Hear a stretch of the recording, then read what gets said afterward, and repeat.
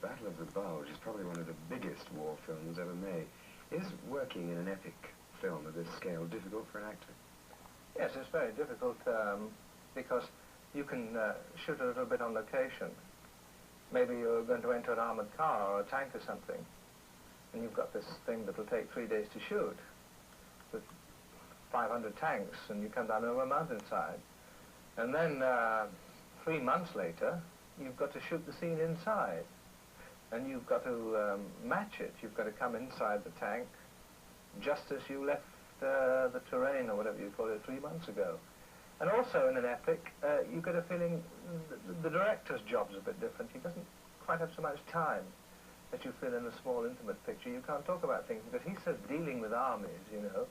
A lot of energy goes on what they call the production values. Now, the Battle of the Bulge is a very tough film to look at. Was it tough to make? Yes, it was arduous. We were in the mountains, freezing cold. Wind is absolutely biting. There's a Spanish proverb about it, something about, I don't know what it is, but anyway, it was very, very miserable. And then we went to heat.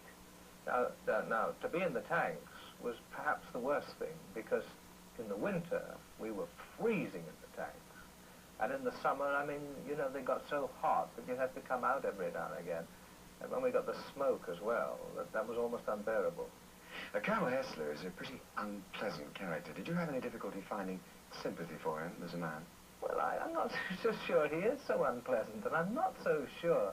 I mean, I speak as one, as a novelist as well, whose books the Germans refused to publish. So I find it very funny that I should play this German, who I find really rather admirable in many ways. I'm not so sure that in England, particularly, he won't emerge as the hero. You know, I mean, the Americans seem genteel in comparison. I'm not so sure he isn't the hero of the picture. Colonel Hessler is a man who lived for action, and William the Conqueror is a man of action. I know you're going to make a film about him very shortly. How would you describe yourself? As a man of action, a dreamer, a thinker, a romantic? Oh, both, I think. I'm very romantic, but I'm also quite practical, and I'm full of physical energy. A dreamer, yes, I am a bit of a dreamer, but I mean, I'm a kind of blend of these things. You're the only English-speaking actor to play a German in the film. The other Germans are real Germans. Did you find any resentment? That's an interesting thing. I think that perhaps they would themselves have liked another German to be playing the part, and I think that they would give a sort of wry smile at the commercial necessity of having an Englishman in this case.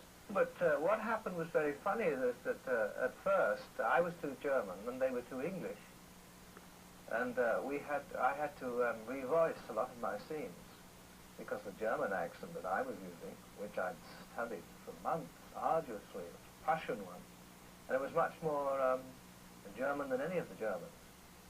And so then I cut down, and that seems to work. I don't know. What do you think? I certainly agree that it's a magnificent performance. Oh, well, I didn't mean that.